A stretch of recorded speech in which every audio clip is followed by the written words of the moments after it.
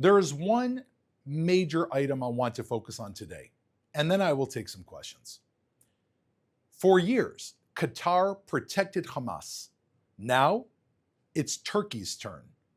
Hamas leaders are now reportedly in Turkey after over a decade in Qatar. The United States pressured Qatar, a major non-NATO ally, to kick Hamas out. But now Turkey, an actual NATO member, is welcoming Hamas in. And this while Israeli hostages are still struggling to survive in Hamas's underground terror tunnels. Qatar provided luxury villas to Hamas.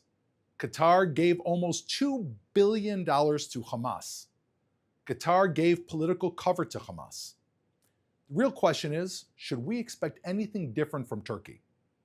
Well, let's see how they both responded on October 7th. On October 7th, while the Hamas massacre was still taking place, Qatar condemned Israel. 2 weeks later, Turkey's President Erdogan praised Hamas. He said that Hamas is not a terror organization, rather it is a group of muhadin, freedom fighters, waging a battle to protect its lands and its people. Turkey and Qatar sound the same, and unfortunately they share the same support and ideology as Hamas terrorists. NATO members should immediately reject Turkey welcoming Hamas, funding Hamas, or supporting Hamas. NATO members should instead demand that Hamas leaders be immediately extradited and face the justice that they deserve. Now let's take some questions from our audience watching live on social media. Thank you, Doron. There's breaking news right now that Canadian authorities foiled an Iranian attempt to assassinate the renowned Jewish jurist Irwin Cotler. What are your thoughts on this breaking news and what Iran is doing around the world to target Israelis and Jews? Well, first of all, Irwin Cotler was the Treasury Secretary of Canada. I've met him in the past, and he is a person who stands for human rights, not just Jews and Israelis, but human rights throughout the entire world. I'm not at all surprised with this announcement that Iran would try to assassinate Irwin Cotler, because if he stands for human rights, that is exactly the opposite of what Iran stands for. Iran is a regime that it keeps its people in a constant sense of terror. The mullahs are the enemies of the people. If they remove their hair covering, as we've seen, they're gunned down in the streets. There's no freedom of expression in Iran. Their voting is a hoax because they vote for a prime minister, whereas Khomeini, the Ayatollah, is always still in power and calling the shots. So they're not even really voting for anyone, meaning there are no real human rights in Iran for the Iranian people. And if Iran sees somebody that's supporting human rights throughout the world, especially if he's a Jew, he would obviously be a target. The world needs to step back and look at this and say, look, this is a person that supports human rights, not only for Jews, but for me, for Christians, for Muslims, for anyone. And if Iran is targeting him, then maybe one day Iran is going to target me. That is a question that everyone in the world needs to be asking, which is why there needs to be a global effort to shut down Iran, to shut down their terror activities, their nuclear program, and to have a regime change that is going to be a country of the people of Iran and not that small group of mullahs who keeps them as hostages in their own country. Our next question is from our Instagram Live from Stacy in Detroit, who asks, what diplomatic pressure should be put on Turkey? They are advertising as a tourist destination. I mean, I think that this is absurd. We've really seen how Turkey under Erdogan has gone from being an incredible tourism destination, both for Americans, for Europeans. I visited there, into a state that is quasi-sponsoring terror, a state that has become an enemy of the West and an enemy of Israel. And it is important to note that Turkey is a member of the North American Treaty, the NATO, that they have other countries, major Western countries, that they are in a pact with, and therefore these countries made that attack with them because Turkey used to be Western facing. This is the time to stop Turkey. If they are willing to house Hamas terrorists and support Hamas terrorists, then they are willing to support terrorism. This needs to be a wake-up call, and Turkey, all the NATO countries should immediately call Turkey to the table and let them know if you want to continue getting support of NATO allies and the support of the Western world, do not think that you can bring terrorists, mass terrorists, who are right now responsible for 101 Israelis who are suffering inside terror dungeons. These are the same people that with the snap of their finger can let our hostages go. If you want to provide cover for them, then you're not going to get our support. Very simply, that is what has to be laid on the table, and if it is, then Turkey will have a real decision to make.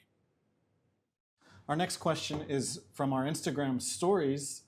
Someone who asks about incoming Republican Senate Majority Leader John Thune, who has threatened U.S. sanctions against the International Criminal Court if it issues an arrest warrant for Israeli leaders, including Prime Minister Benjamin Netanyahu. What's your reaction to this and what you're expecting from the incoming Trump administration? Look, I'm thrilled simply because this is a ray of light, of truth that really shines on how absolutely absurd and demented the International Court of Justice really is. This is supposed to be a court that is deciding international law and justice and morality for the world.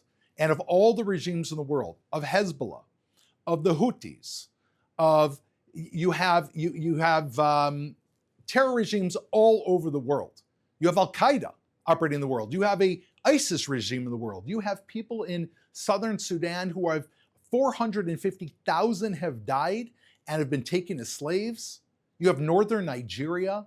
You have China and Russia. And of all of these places in the world, the one place that the International Criminal Court is actually saying that they're going to arrest the leaders is Israel. Can we think of anything more absurd?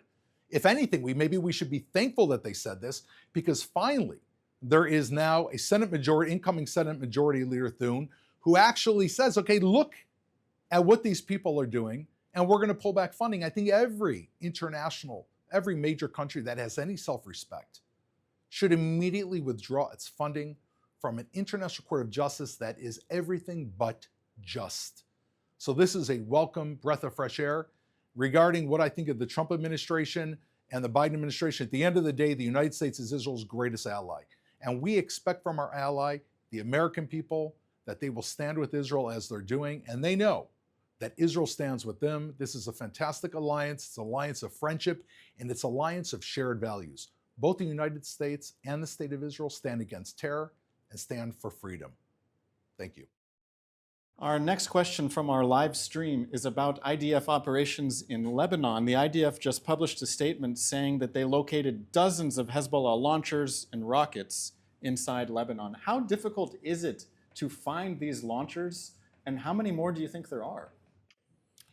Thank you for the question. Look, I've been there myself. I've been inside Lebanon, gone into southern Lebanon, where if you turn around just in the distance, you can see Israeli villages from inside Lebanese villages. And in one of those areas, Ras Al Talatin, which is just a kilometer, less than a mile off the border of Israel, I went into a home. In the back of the home, there's an olive orchard full of olive trees. You go in and you see an olive tree, and directly under the root of the olive tree, the husk of the olive tree is a small door. You open up that door, it's like the door to a hobbit home, and you enter an underground terror world. That is what Hezbollah has built all over southern Lebanon. You walk into homes and there's rocket launchers with rockets. There is scarcely a home in all of southern Lebanon where you don't find Kalashnikovs. These are machine guns that are Russian made, that are often used by terrorists, weapons, over-the-shoulder RPGs, and grenades. Hezbollah has essentially turned all of southern Lebanon into a war zone that was prepared to carry out an October 7th attack against Israel.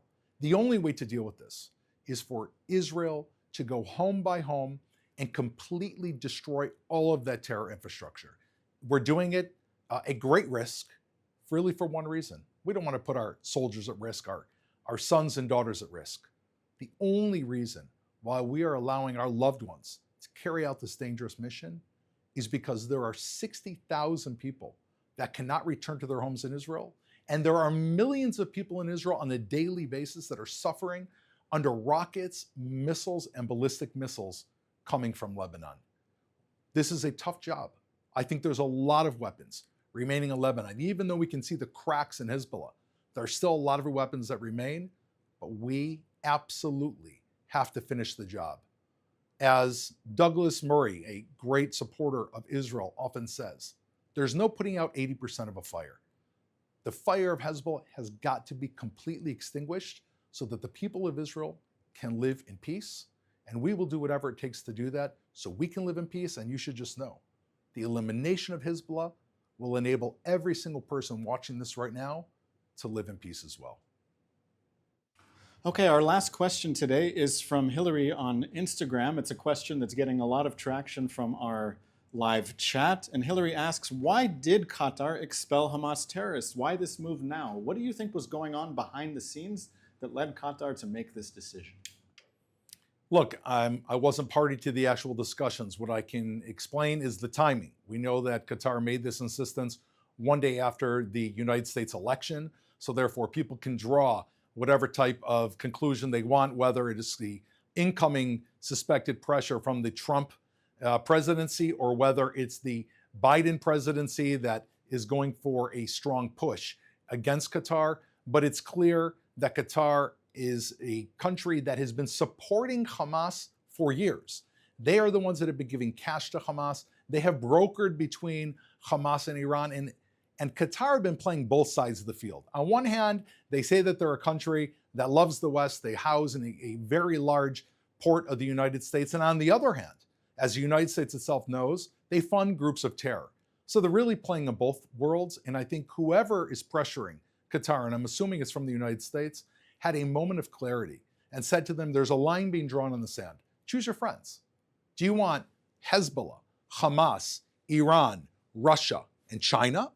Or do you want the United States and Europe? What's the difference? United States and Europe are democratic, free countries that respect human rights, whereas all of the others are despotic regimes of terror that have no human rights. I think the question has now been clearly put in front of Qatar, and I think they're expelling Hamas terrorists, which they've housed for more than a decade in the lap of luxury, is a step in the right direction, but we can't stop there. They cannot be involved in any support of terror. And the world needs to come together and say, Qatar, you want to host the World Cup? You want to be a part of the West? Well, then support human rights, support democracy, and stand by your West. Choose your friends. Don't play two sides of the same field.